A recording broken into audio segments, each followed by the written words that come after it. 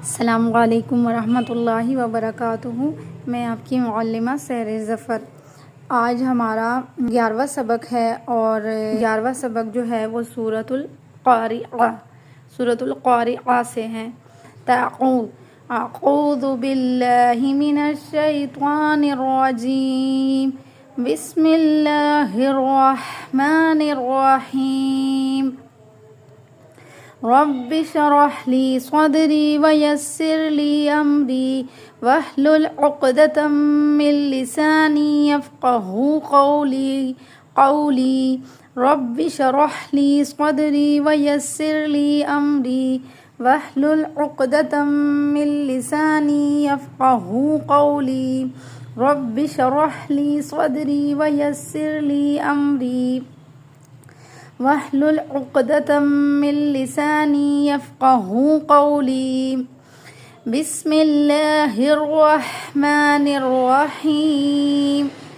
القارعہ، ٹھیک ہے، عین کی آواز، اور یہاں پہ جو گولتا ہے اس کو ہا بنا کے ساکن کر دینا، یہ میں نے قاعدے میں آپ کو بتایا تھا۔ القارعہ، مالقارعہ، وما ادراک ما القارعہ، وما لمبا کریں گے تھوڑا سا۔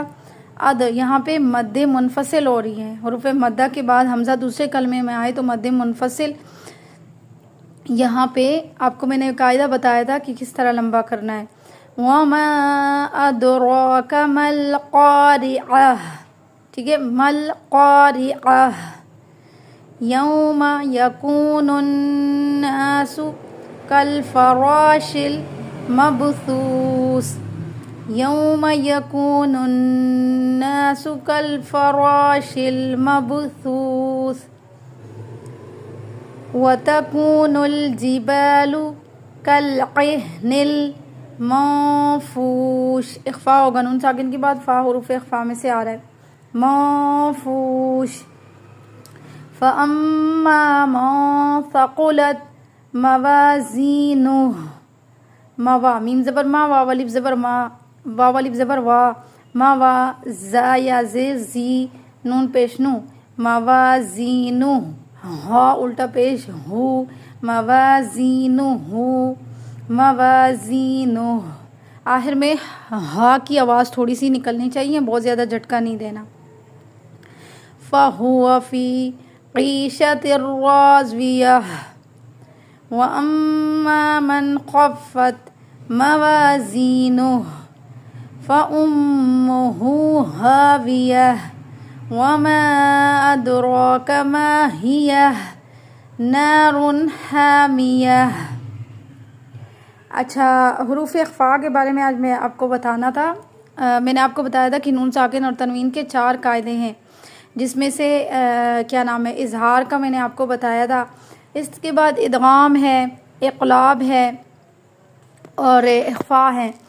تو اقلاب کا، اب اخفا کے حروف یاد کرنے کے لیے سب سے آسان طریقہ یہ ہے کہ حروف جو اخفا ہے وہ 15 ہے۔ اخفا کا مطلب ہوتا ہے چھپانا، ہی جو میں آپ کو بتاتی ہوں نا کہ ناک میں آواز، نون ساکن کی آواز چھپانی ہے، واضح نون نہیں نکالنا، نون کی آواز کو چھپانا ہے تھوڑا سا، میوں جیسے انسانا، ان پہ تو غنہ کریں گے، جب بھی میم مشدد ہو، نون مشدد ہو تو غنہ کرتے ہمیشہ، لیکن سانا میں دیکھیے نون ساکن، اس کے بعد اخفا کے حرفوں میں سے حرف سین آیا ہوا ہے، تو یہاں پہ ہم اس طرح کا اخفا کریں گے، ناک میں آواز لے کے جائیں گے اور نون کی آواز کو آدھا چھپائیں گے اور آدھا نکالیں گے، کیونکہ آدھا چھپ جائے گا اور آدھا نکلے گا، بہت زیادہ چھپانا نہیں ہے، اتنا زیادہ چھپانا نہیں، انسانا، ان الانسانا۔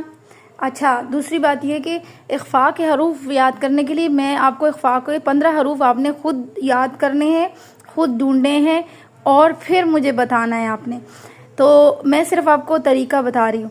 آپ قاعدہ لے دیکھیں، اس قاعدے میں آپ جو ہے ادغام کے حروف ہے یرملون، یرملون، یہ مجموعہ ہے اس کا۔ اب یرملون میں آپ اس کو گنے، اس میں کتنے حرف ہے، یا ہے، را ہے، میم ہے، لام ہے، واو ہے، نون ہے، ٹھیک ہے۔ قاعدہ لے اور میرا لیکچر سنیں اور جو جو حروف میں بتا رہی ہوں وہ نکالتے جائیں۔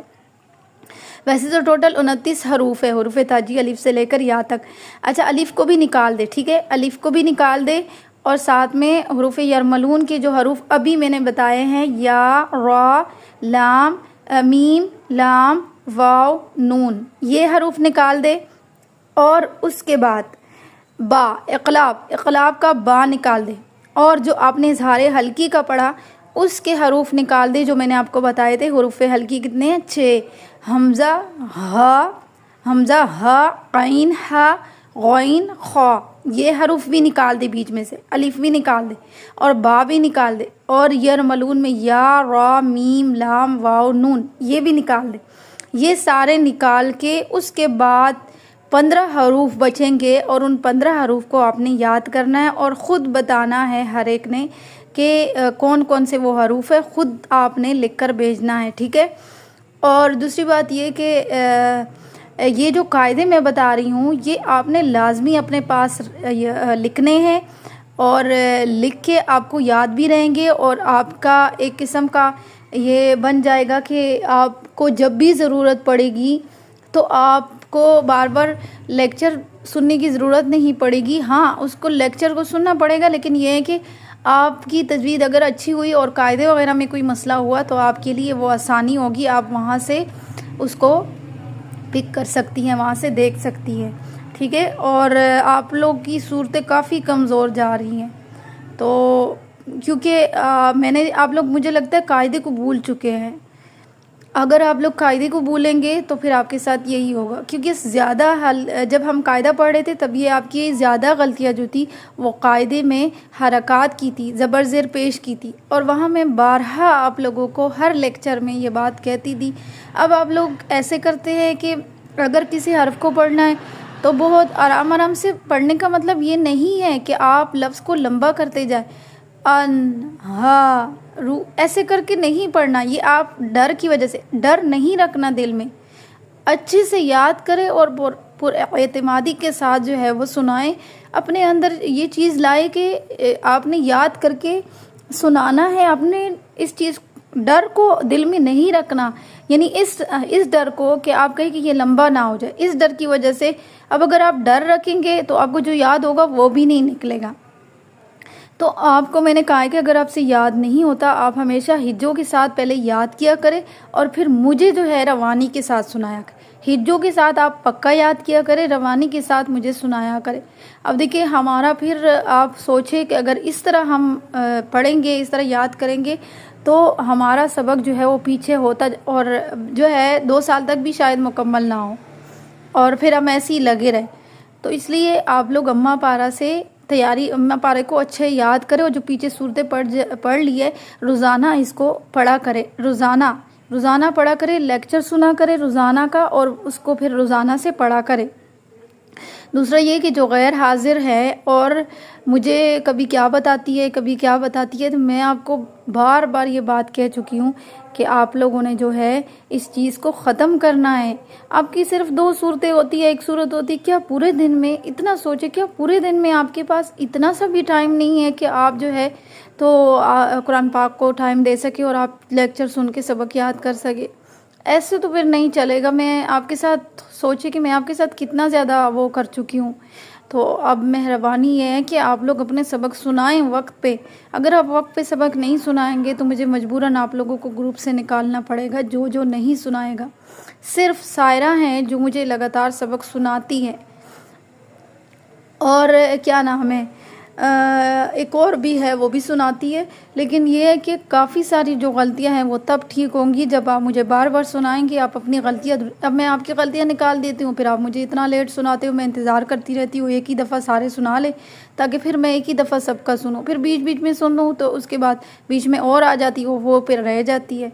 تو آپ لوگ پلیز میری بات کو سنجیدگی سے لے اور یاد